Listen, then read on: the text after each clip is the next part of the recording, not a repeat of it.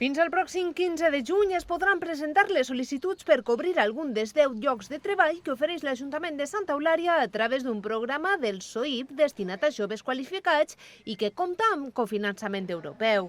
Els candidats, entre altres qüestions, han de ser majors de 18 anys i menors de 30, han d'estar inscrits com a demandants d'ocupació en el SOIP i ser beneficiaris del sistema de garantia juvenil. També han de tenir el títol universitari o de formació professional de grau superior requerida.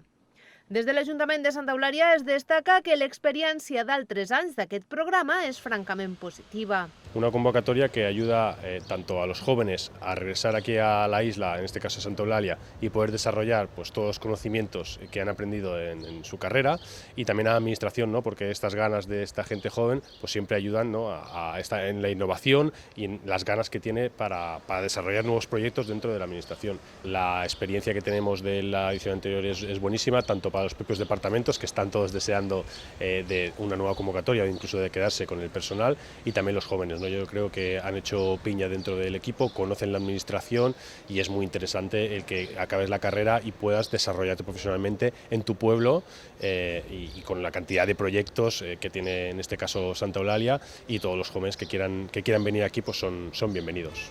El programa SOIP per joves qualificats vol reforçar la possibilitat de trobar feina d'aquells que no tenen massa experiència laboral, oferint-los l'adquisició de coneixements i competències per millorar la seva ocupabilitat i les seves possibilitats d'inserció posterior en el mercat laboral.